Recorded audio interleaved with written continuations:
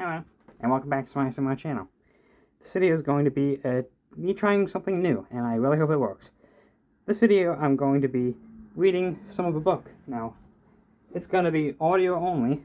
Right, here's the book. I will show you a little bit better here, but in a few minutes. But I will be taking my paws off for that. So if you don't want to see that, go ahead and switch to being audio only, because you're not going to miss anything visual. But I will hope that you enjoy this new idea of me reading some of this book. This is an old book. Like I said, I'll get into it in the next section where I can actually hold it well. Because this video is not going to be edited all that much, I don't think. So hopefully, me not having to do much editing means I won't have to take too much time to be able to make it. Which is the main problem why it's been so long since I made a video, since it's just there's been so much like personal stuff going on, and I just haven't been having the time to make a video. So I apologize for that, but if you do like these videos and this video does decently well, I will make a few more of these hopefully, and hopefully I'll make them more often. Now, I don't think we'll be reading the entirety of this book because it is a few hundred pages. Definitely not in this video. And there's not really chapters in this video. There are 3 chapters, but each chapter is going to be too long, so I'll probably just read for about 20-25 minutes and then find a good place to stop, and then stop there. And if you want to see more, I will do more. But that's the only thing visual. I'm going to be taking my paws off, so I'll be ruining the magic for you. So if you don't want to see that, go ahead, just listen to this only. Now, this video is, I figured it'd be nice to listen to me reading you a book and help you just be able to imagine it with your eyes closed and maybe sleep listening to the book.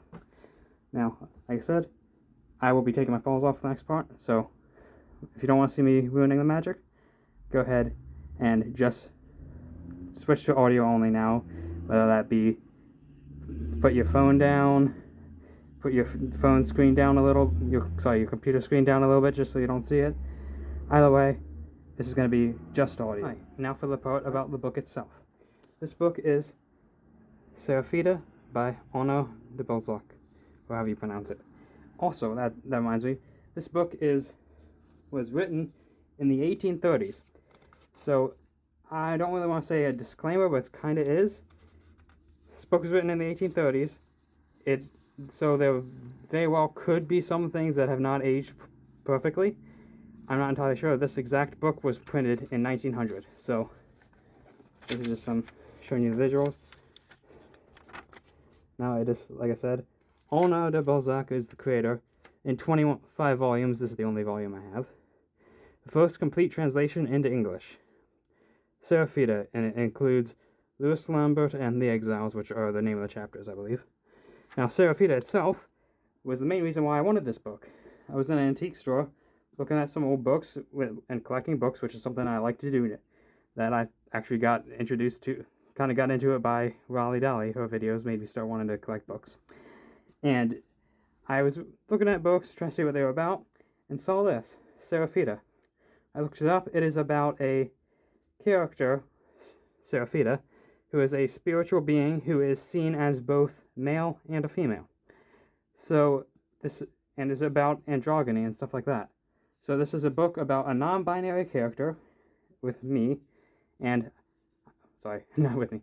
It's a non-binary character, and with me being non-binary, I immediately wanted this book. Now, like I said, let's get back to reading front page. If you are watching this. And this book is with illustrations from drawings on the wood by famous French artists. This exact book was made in New York by Peter Fenelon, Collier and Son, MCM.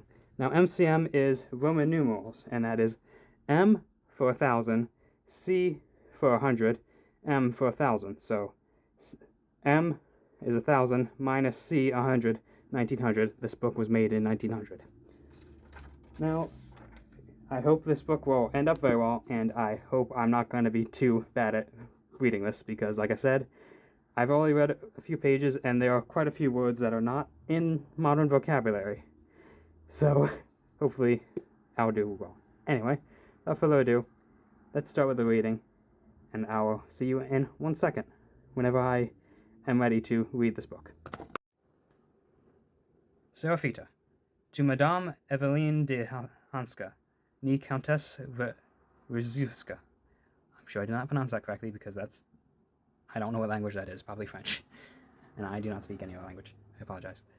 Madame, here is the work you desired of me. In dedicating it to you, I am happy to offer you some sort of token of the respectful affection you allow me to feel for you.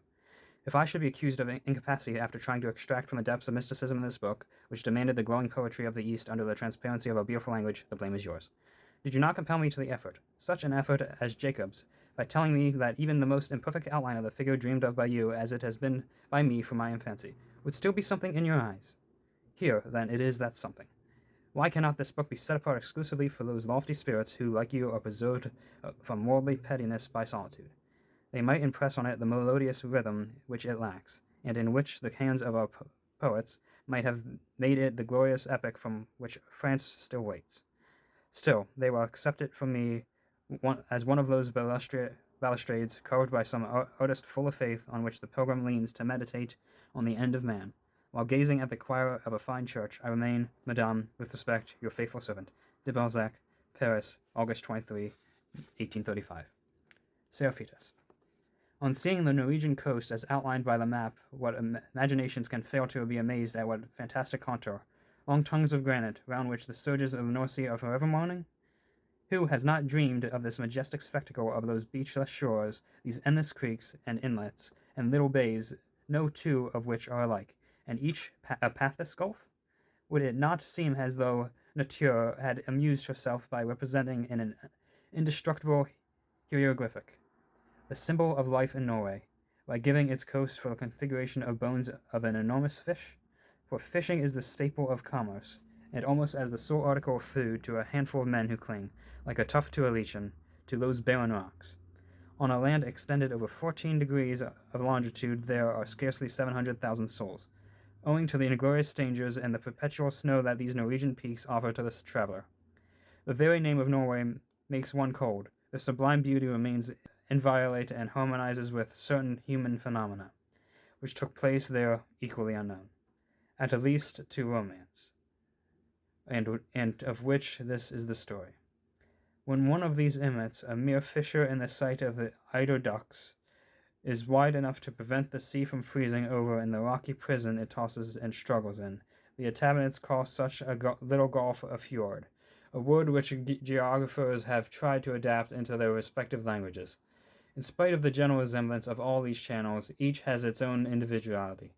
The sea penetrates into all these branches, but in each the rocks are differently riven, and their contorted precipices defy the terms of geography.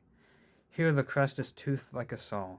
There its sides are too perpendicular to allow the snow to rest on them, or the glorious clumps of the northern pines to take root. Further on, the convulsions of the globe have rounded off some soft declivity, a lovely valley furnished with stage on stage of dark-plumed trees. You feel inclined to call this land marine Switzerland. One of these gulfs, lying between Drontheim and Christiania, is called Sturmfjord. If the Sturmfjord is not the most beautiful in these scenes, it has at least some merit of presenting the earthly magnificence of Norway, and having been the background to these scenes of a really heavenly romance. The general outline of the Sturmfjord is, at the first glance, that of a funnel forced upon by the sea. The entrance made by the waves is the record of a contrast between the ocean and the granite, two equally powerful elements, one by its inertia and the other by its motion.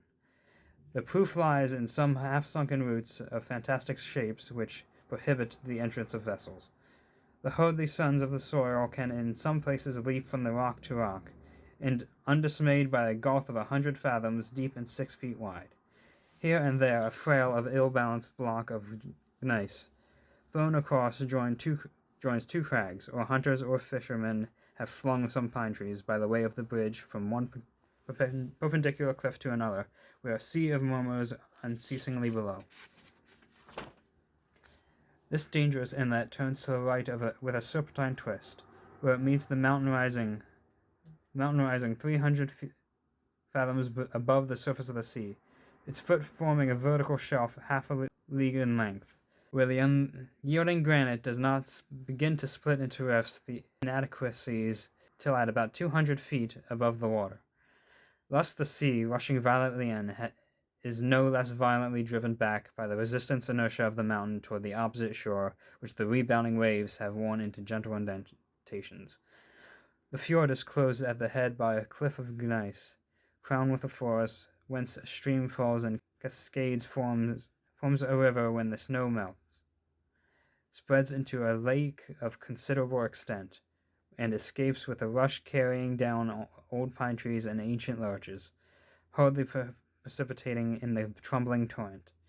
Flung by the fall to the bottom of the abyss, these trees presently come to the surface again and combine in a tangle, forming islets which are stranded on the left bank, where the inhabitants of the little village built on the storm fjord find them splintered, broken, sometimes entire, but always stripped of their leaves and branches. The mountain, which thus receives at its feet as the assaults of the sea, and on its head the buffeting of the north wind, is the Fallberg. Its summit, always wrapped in a mantle of ice and snow, is the highest in Norway, where the vicinity of the pole produces at a level of 1,800 feet above the sea, such as cold prevails elsewhere on the highest mountains on the globe. The crescent of this cliff, perpendicular on the side towards the sea, shelves gradually away to the east to the falls of the Sieg, by a succession of slopes where the cold allows no vegetation but heath and much enduring shrubs. I had a bit of an interruption there, I apologize. That part of the fjord where the waters escape under the thick forest is called Sigdalen, or the Valley of the Sieg, the name of the river. The bay opposite to the cliffs of the Fallberg is the Valley of Jarvis, a pretty spot overlooked by hills covered with fir trees, larches, and birch, with a few oaks and beeches. The thickest and most variously colored hangings nature over the ever affords to this wild northern scenery. The eye can easily distinguish the line where the ground, warmed by the sun rays, first admits of culture and shows the first signs of the Norwegian flora. At this part, the gulf is wide enough to allow the waters flung back by the Fallberg to die murmuring on the lowest ledge of the hills, where the strands is softly fringed with fine sands, mingled with mica, tiny crystals, and pretty pebbles of porphyry, and many-colored marbles brought from Sweden by the river, with waifs from the sea and the shells and ocean weeds tossed up by the storms from the pole or from the south. At the foot of the Jarvis Hills is a village consisting of 200 wooden houses inhabited by a population that live there, lost, like the swarms of bees in a forest, happily vegetating and extorting a living from the wilderness around them. The unrecognizing existence of this village is easily explained. Few of its men were bold enough to venture out among the rocks to reach upon the sea and attempt the fishing which the Norwegians carry on to a great extent on less dangerous part of the coast. The various fish in the fjord partly supplies the food for the inhabitants. The pasture land in the valleys affords milk and butter. A few plots of good land allow them to reap a harvest of rye, of hemp, of vegetables, which they manage to protect against the bitter cold and transient but terrible heat of the sun, showing true Norwegian ingenuity in this twofold conflict. The absence of communication either by land where roads are impractical or by sea, where only small boats can thread the watery labyrinths of the fjord, hinders them from acquiring wealth by the sale of their timber. It would cost an equally enormous sum to clear the channel at the entrance or to open up a road to the interior. The roads of Christiania and to Trondheim all make a bend around the storm fjord. And there's so many difficult words in this book, I apologize for mispronouncing them to anyone that is from the areas of these books. The coast between the Jarvis Valley and the Trondheim is covered with an impenetrable forest, and the Fallberg is divided from Christiania by inaccessible precipices. The village of Jarvis might be perhaps have open communications with Sweden by the way of the sea, but to bring it into touch with civilization, the Stormfjord needed a man of genius. The genius indeed came, a poet, a pious Swede who died of admiring and respecting the beauties of the land as being of one of the grandest of the Creator's works. Those of my readers who have been gifted by study that mind's eye, who rapid perceive can throw on the soul as a canvas the most diverse landscapes of the world, may now readily conceive of the general aspects of the storm fjord. They alone, perhaps, will be able to thread their tortuous way through the reef and of the inlet where the sea fights and foams, to guide on its swell below the shelves of the Fallberg. Those white peaks mingle with misty clouds of a sky that is almost constantly pearl gray. To admire the dented margin of the pretty sheer of water, to hear the falls of the sea, which drops in long steamers on a picturesque medley of large trees tossed in confusion, some upright, some hidden among the boulders of gneiss, and at last to rest at the smiling pictures offered to the eye by the lower hills of Jarvis, whence rise the noblest products of the north in the clumps, in myriads here, birch trees, as graceful as girls and, like them, gently stooping. These pillared aisles of beech with centennial mossy trunks, all the contrast of these various shades of green, of white clouds among black pine trees, of health-grown and commons in every shade of purple, all the colors, all the fragrance, the unknown marvels, in short, of this vegetation.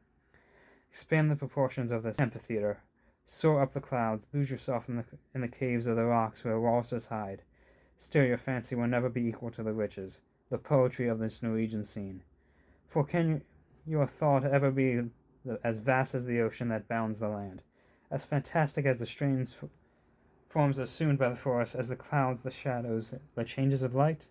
Do you see now, above the meadows on the shore, on the furthest fold of the plain that undulates at the foot of the high hills of Jarvis, 200 or 300 houses, roofed with nover, a kind of thatch of birch bark, frail-looking dwellings, quite low and suggesting silkworms flung there on a mulberry leaf, brought on by the wind? Above these humble and peaceful dwellings is a church, built with a simplicity that harmonizes with the poverty of the village. A graveyard lies round the chancel of this church. The parsonage is seen beyond. A little higher, on the knoll of the hillside, stands a dwelling, the only one built of stone, and for that reason called by the natives the castle, the Swedish castle. In fact, a rich man had come from Sweden 30 years ago, before the story opens, and settled in Jarvis, trying to improve its fortunes. This little mansion, erected with a view to tempting the inhabitants to build the like, was remarkable for its substantial character. For a garden wall, a rare thing in Norway, where, in spite of the abundance of stone, wood is used for all the fences, even those that divide the fields. The house, thus protected from snow, stood on a mound in the midst of a vast courtyard. The windows were screened by those verandas of immense depth, supported on a large squared fir trunks, which give northern buildings a sort of patriarchal expression. From under the shelter the savage barons of the Fallberg could easily be seen, and the infinitude of the open ocean be compared with a drop of water in the foam-flecked gulf. The portentous rush of the sea could be heard, though from far the sheet of water looked motionless, where it threw itself into its granite bowl, hedged in for 3 leagues round with vast glaciers. In short, the whole landscape where the scene is laid of the supernatural but simple events of this narrative. The winter of 1799 to 1800 was one of the hardest in memory of Europe. The Norway Sea froze in every fjord, where the violence of undertow commonly prevents ice from forming. A wind, in its effect resembles the Spanish desert wind, had swept the ice from the storm fjord by drifting the snow to the head of the gulf. It was long since the good folk of Jarvis had seen the vast mirror of the pole in winter reflected the sky. A curious effect here in the heart of the hills, whose curves were affected under successive layers of snow, the sharpest peaks, the deepest hollows, forming mere faint undulations under the immense sheet thrown by nature over the landscapes now so dolefully dazzling and monotonous. The long hangings of the sea suddenly froze, described a vast arch behind which the traveler might have walked shelter from the storm if any one had been bold enough to venture across country. But the dangers of any expedition kept the boldest hunters within doors, fearing that they might fail to discern under the snow and narrow paths traced along the edge of the precipices, the ravines, and the cliffs. Not a creature gave life to this white desert reigned over the polar blast, whose voice alone was sometimes rarely heard. The sky, always gray, gave the pool of a hue of tarnished steel. Again, an eider duck might have fly across with impunity, thanks to the thick dawn that shadows the dreams of the wealthy, who little know the dangers that purchase it. But the bird, like the solitary Bedouin who traverses the sand of Africa, was neither seen nor heard. In the torpid air, bereft of electric resonances, the rush of its winds was noiseless, its joyous cry unheard. What living eye could endure the sparkle of that precipice hung with glittering icicles, and the hard reflections from the snows, scarcely tinted on the peaks by the beams of the pallid sun which popped out now and then like a dying thing with anxious to prove that it still lives?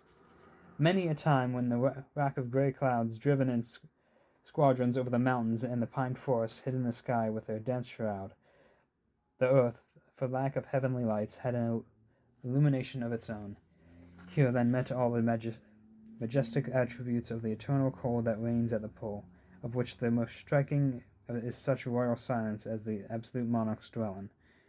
Every condition carried to excess as the appearance of negotiations or the stamp of apparent death. Is not the life conflict of two forces? Here nothing showed signs of life. One force alone, the barren force of a frost, reigned supreme. The beating of the open sea even did not penetrate to this silent hollow, so full of sound during the 3 brief months when nature hurriedly produced this uncertain harvest needful to support this patient race. A few tall fir trees protrude their dark pyramids loaded with festoons of snow, and the droop of their boughs, bending under these heavy beards, gave a finishing touch to the morning aspects of the heights, where they were seen as black points. Every family clung to the fireside in a house carefully closed, with a store of biscuit, run butter, dried fish, and provisions laid in to stand 7 months of winter. Even the smoke of these dwellings was scarcely visible. They were all nearly buried in snow, of which the weight was broken by long planks starting from the roof and supported at some distance from the walls on strong posts, thus forming a covered way around the house. During these dreadful winters, the women weave and dye the stuffs of wool or linen, of which these cloths are made, while the men, for the most part, read or lose themselves in the prodigious meditations which have been given birth to the grand theories, the mystical dreams of the North, its beliefs in its studies so thorough on certain points of science that they have probed to the cure. A semi-monastic mode of life which forces the soul back on itself, to feed on itself, and which makes the Norwegian peasant a being apart in the nations of Europe. This, then, was the state of the things in the Stormfjord in the first year of the 19th century, about the middle of the month of May. One morning, when the sun was blazing down on the heart of this landscape, lighting up the flashes of the ephemeral diamonds produced by the crystallized surfaces of the snow and ice, 2 persons crossed the gulf and flew among the shelves of the Fallberg, mounting toward the summit from ledge to ledge. Were they 2 human beings, or were they arrows? Any one who should have seen them would have taken them for 2 eiders soaring with one constant below the clouds.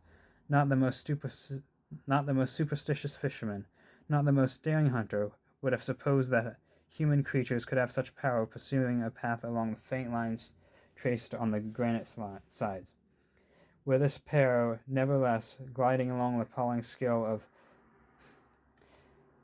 somnambulists, when utterly unconscious of the laws of gravity and the perils of the least false step, they run along the roof, preserving their balance under the influence of an unknown power. "Stop here, Seraphidus," said a pale girl, "and let me take breath. I would look only to you as we climb the walls of this abyss. If I had not, what would have become of me? But at the same time I am a feeble creature. Do I tire you?" "No," said the being on whose arm she leaned. "Let us go on, Mina. The spot on where we are standing is not firm enough to remain on. Once more the snow hissed off the long boards attached to their feet, and they presently reached the first angular crag, which chances had thrown out boldly from the face of the precipice. The person whom Mina had addressed as Sir Feder poised himself on his right heel to raise the lath of about 6 feet long, and as narrow as the child's shoe, which was fastened to his boot by the straps of walrus skin. His lath, about an inch thick, had a sole reindeer skin, and the hair pressed back against the snow brought him to a full stop. By turning his left foot, on which the snowshoe, or ski, was not less than 12 feet in length, he was able to turn nimbly around. He returned to his timid companion, lifted her up in spite of his awkward footgear, and set her down on a rocky seat, after dusting away the snow with his pelisse. "You are safe here, Mina, and may tremble at your ease." "We have already reached a third of the height of the ice cap," said she, looking at the peak which she had called by its popular Norwegian name. "I do not yet believe." But she was too much out of breath to talk. She smiled at Seraphidus, who without replying held her up, his hand on her heart, listening to its palpitation as rapid as those of a startled fledgling. "It often beats as fast as that when I have been running," said she. Seraphidus bowed, without any contempt or coldness. In spite of the grace of this reply, which made it sweet, it nevertheless betrayed a reserve which in a woman would have been intoxicatingly provoking. Seraphidus clasped the girl to him, and Mina took the caress for an answer, and sat looking at him. As Seraphidus raised his head, tossing back the golden locks of his hair in an almost impatient jerk, he saw a happiness in his companion's eyes. "Yes, Mina," said he, in a paternal tone that was peculiarly calming in a youth scarcely full grown. "Look at me. Do not look down." "Why? Do you want to know? Try, then." Mina gave one last hasty glance at her feet, and cried out like a child that has met a tiger. The dreadful influence of the void has seized her, and one look had been enough to give it to her. The fjord, greedy of its prey, had a loud voice, stunning her by ringing in her ears, as though to swallow her up more surely by coming between her and life. From her hair to her feet, all down her back, ran a shudder, at first of cold, but it seemed to fire her nose with an intolerable heat, throbbed in her veins, and made her limbs feel weak from the electric shocks like those caused by touching an electric eel.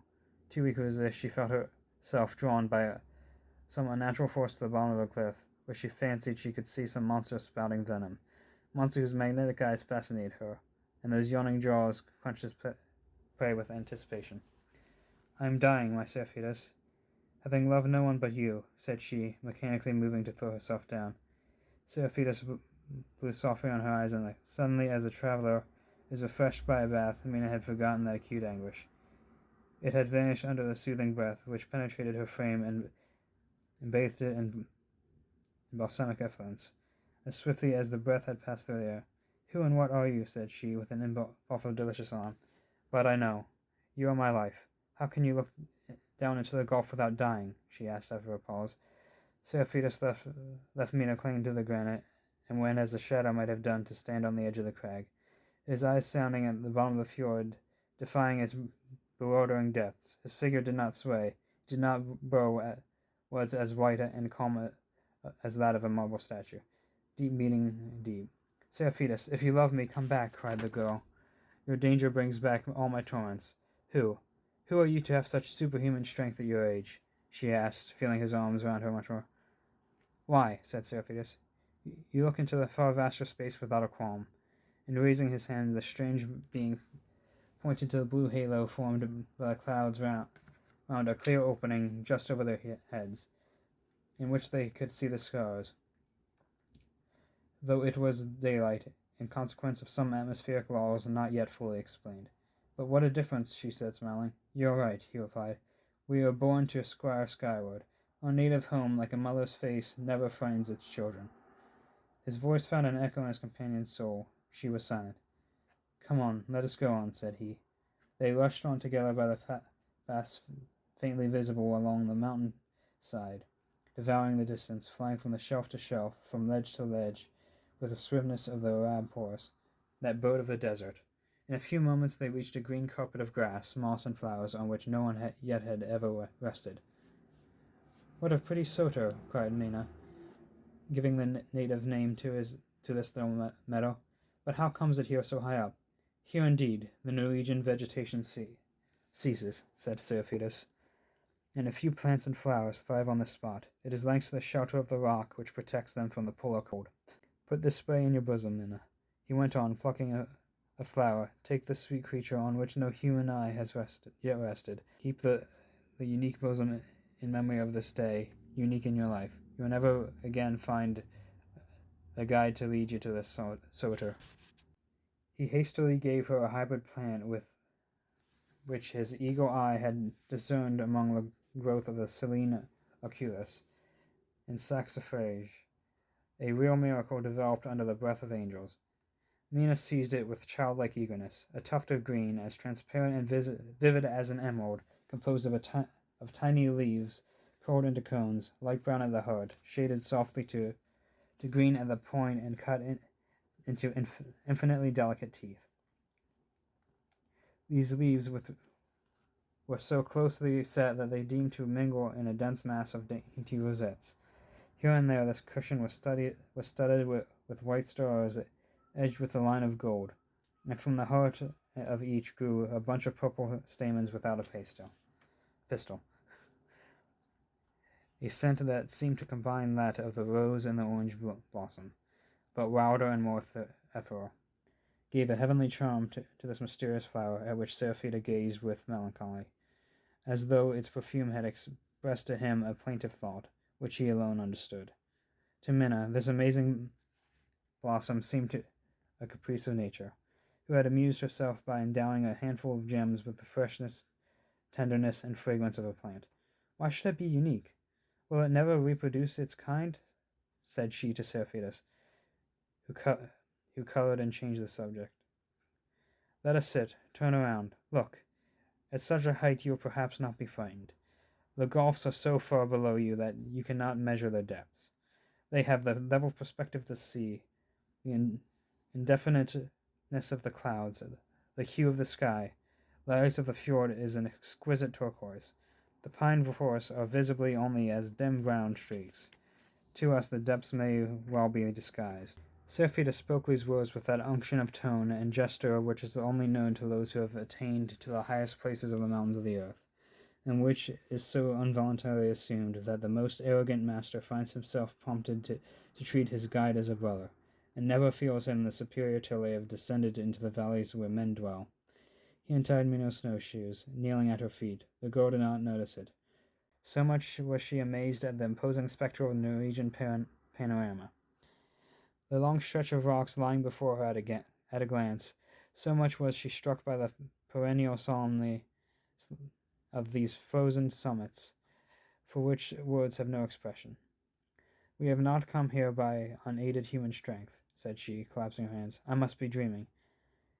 "You call a fact supernatural because you do not know its cause," he replied. "Your answers are always stamped with some deep meaning," said she. "With you I understand everything without an effort. Ah, I am free! Your snowshoes are off, that is all." "Oh," cried she, "and I would have fain untied yours, and have kissed your feet." "Keep those speeches for Wilfred," said Seraphita mildly. "Wilfred?" echoed Mina in a tone of fury, which died away as she looked at her companion. "You are never angry," said she, trying in vain to take his hand. "You are in all things desperately perfect. Whence you infer that I have no feelings?" Mina was startled at a glance so penetratingly thrown into her mind. "You prove to me that we understand each other," replied she, the grace of a loving woman's. Seraphita gently shook his head, with a flashing look that was so sweet and sad. "You who know everything," Mina went on, "tell me why the alarm I felt below you by your side is dissipated now that I am here. Why I dare for the first time to look you in the face, whereas down there I scarce dare steal a glance at you. Perhaps up here we have cast off the mean things of the earth," said he, pulling off his pelisse. "I never saw you so beautiful," said Mina, sitting down on a mossy stone, and glancing in contemplation at the being who had thus brought her to a part of of the mountain which from afar seemed inaccessible. Never, in fact, had Seraphidus alone with such brilliant splendor. The only expression that could do justice to the eagerness of his face and the aspect of his person was this radiance due to the effulgence given to the complexion by the pure mountain air and the reflections from the snow? Was it the result of an internal impetus which still excites the frame at the moment it is resting after long exertion? Was it produced by the sudden contrast between the golden glow of sunshine and the gleam of the clouds through which this pretty pair had passed? To all these causes we must perhaps add the effects of one of the most beautiful phenomena that human nature can offer. If some skilled psychologist had studied this being, who, to judge by the boldness of his brow and the light of his eye at this moment, was a youth of 17. If he had sought the springs of this blooming life under the whitest skin that the north ever bestowed on one of its sons, he would have no doubt believed in the existence of a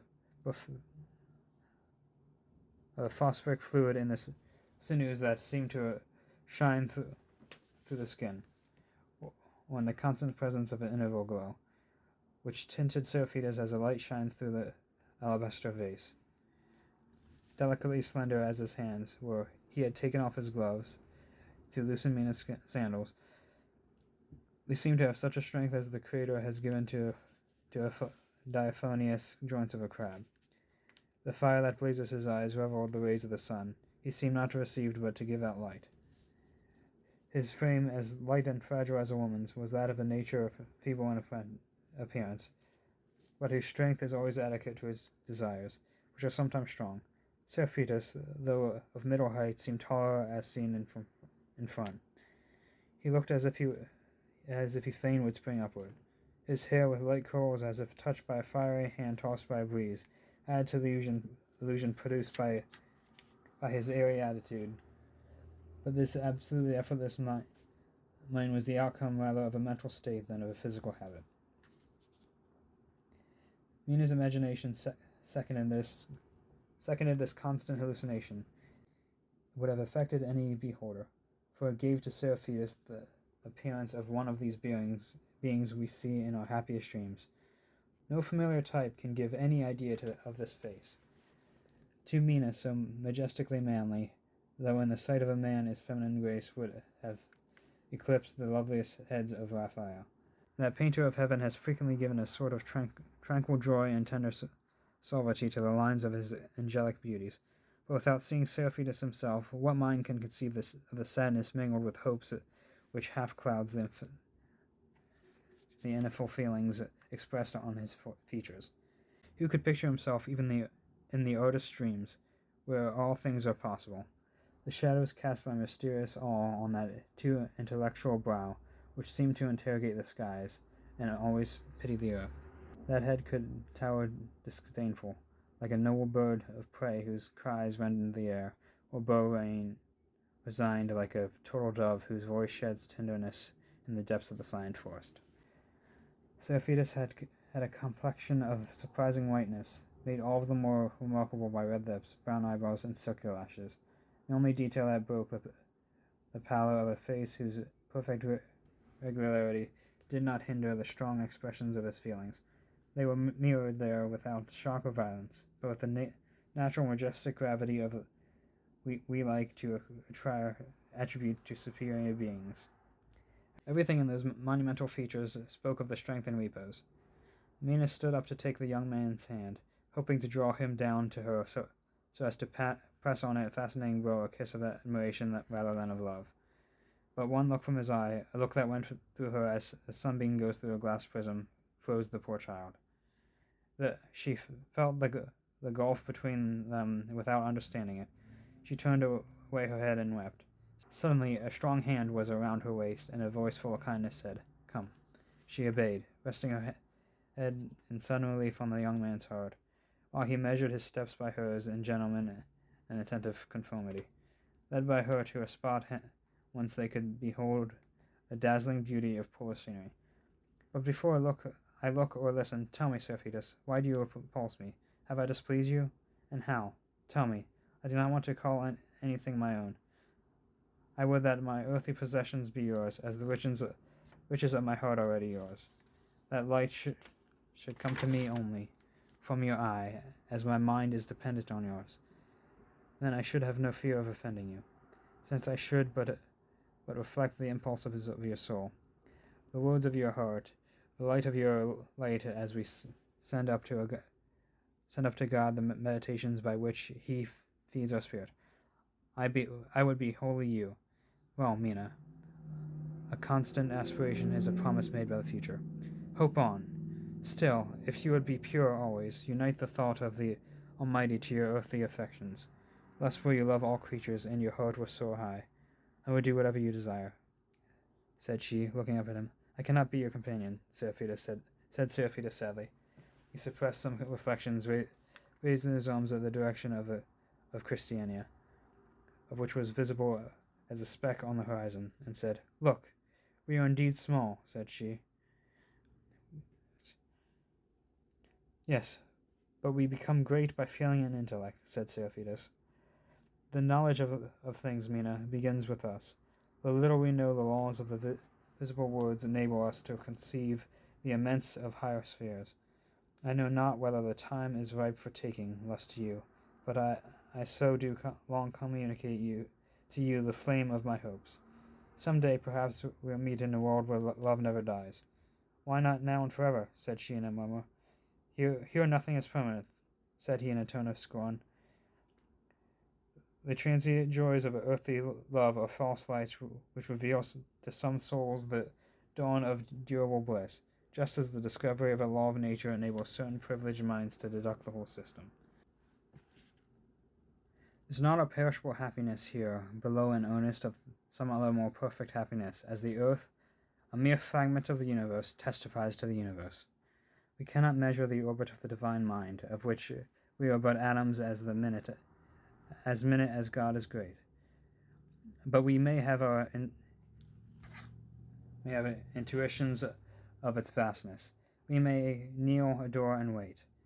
Men are constantly mistaken in their science, not seeing that everything on their globe is relative and subordinate to a general cycle, an incessant productiveness which inevitably involves progress and an aim.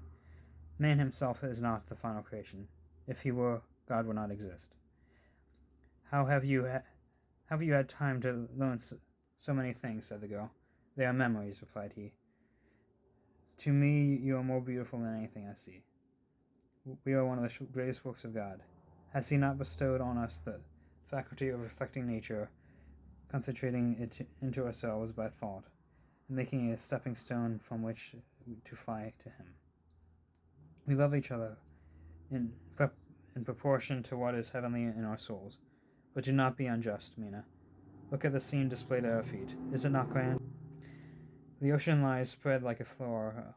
The mountains are like walls of an amphitheater. The ether above is like the suspended valerium of the theater, and we can inhale the mind of God as a perfume. Look! The storms that wreck vessels filled with men from hence appear like mere froth. If you look above you, all is serene. We see a diadem of stars, the shades of earthly expressions here are lost, thus supported by nature, so attenuated by space. Do you not feel your mind to be deep rather than keen? Are you not conscious of mere loftiness than enthusiasm, of more energy than will? Have you not feelings of which nothing within us can give us utterance? Do you not fear your wings? Let us pray. It's a good place to stop. I was trying to find a good place to stop, but I couldn't really find one. So this video is a little bit longer than I was wanting it to be, but I hope you enjoyed this video. Like I said, if you would like me to read a different book, go ahead and let me know. Like, if you want me to continue this book, go ahead and let me know. If you like this video, go ahead and leave a like. And just so I know if you like it, if you want me to get a bedtime story or something like that, leave a comment and say about it. I'm sure I could probably find it and I could do a video that has a reading a bedtime story or something like that. It's all up to you. But anyway, I hope you enjoyed this video.